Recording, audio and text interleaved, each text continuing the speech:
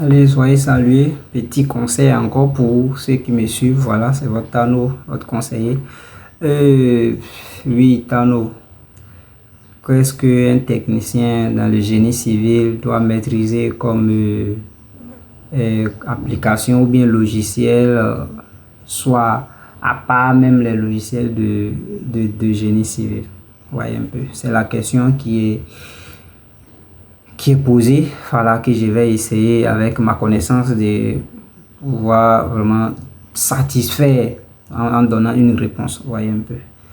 Voilà, donc, vous savez, moi j'ai toujours dit, parce que nous, Dieu nous a fait la grâce, le génie civil, on ne l'a pas fait juste après le bac, mais on l'a commencé avant le bac.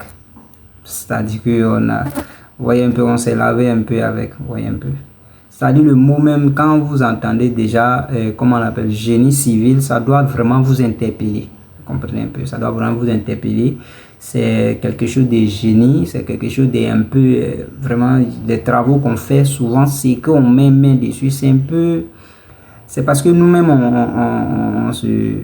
on se minimise, sinon c'est un peu extra au fait, c'est un peu extra, vous voyez un peu. Quand vous voyez ceux qui font des, comment on appelle, la réalisation des ponts et autres, voilà, aller soulever un ouvrage dans l'eau, vous voyez que c'est pas facile, c'est pas très compliqué, vous comprenez un peu. Quand vous voyez les gens qui, c'est pas, dans des trous, ils vont soulever un bâtiment, ou bien même sur un, qu'on appelle un terrain plat, ils vont soulever un bâtiment qu'on appelle, comment on appelle, gratte-ciel. Vous comprenez avec moi que ce n'est pas de l'amusement, c'est un boulot, c'est un boulot de génie, voilà, comme son nom même l'indique. Donc ça veut dire que tu dois être prêt à tous les, comment on appelle, à tous les carrefours, vous comprenez un peu, vous voyez, tu dois être prêt, parce que déjà, nous commençons même déjà à l'école, on fait le plan, ok, vous allez dire que peut-être le plan déjà, on peut dire déjà que les plans, nous passons au niveau de, comment on appelle, les plans, c'est les trucs, c'est les logiciels de génie civil on utilise, je suis d'accord.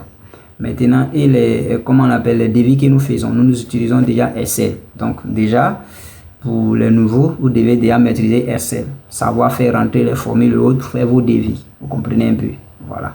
Maîtriser aussi la mise en page, mise en forme des Excel quand vous finissez pour imprimer. Il y a ça qu'il faut maîtriser. Il y a l'application Word aussi qu'on doit maîtriser, Word, voilà, qui nous permet de faire des saisies parce qu'il y a des trucs, il y a des devis qui sont accompagnés par certains tests, vous voyez un peu.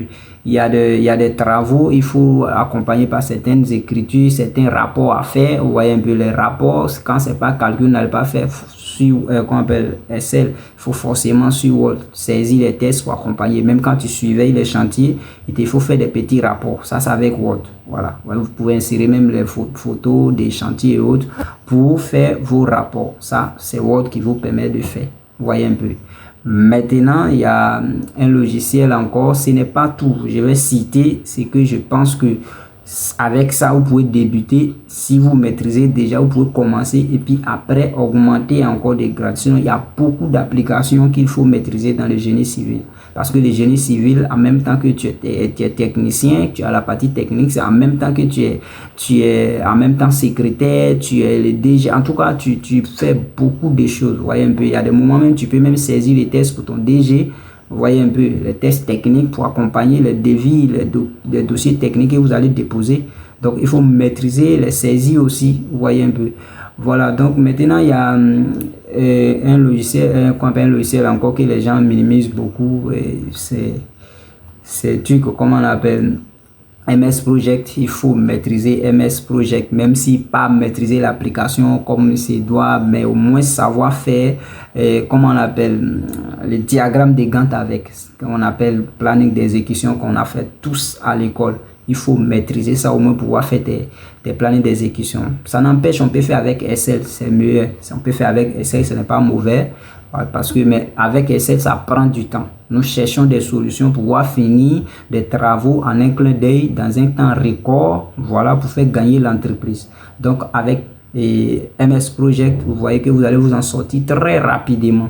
C'est-à-dire que à quelques minutes, vous saisissez les trucs, vous modifiez les trucs, vous maîtrisez, vous allez voir que les choses sortent. Vous comprenez un peu.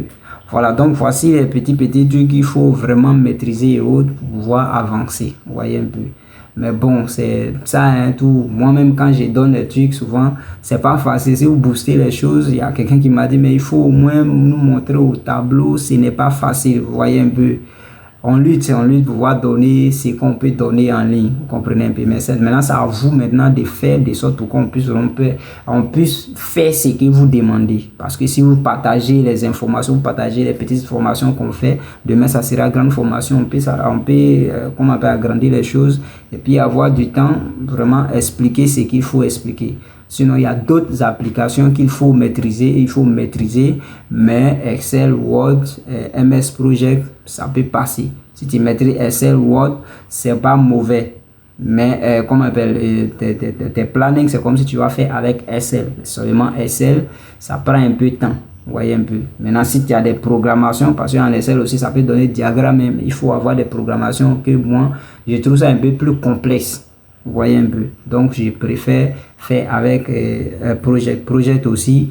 C'est complexe, mais avec une petite formation, vous retrouvez, vous n'avez pas de soucis.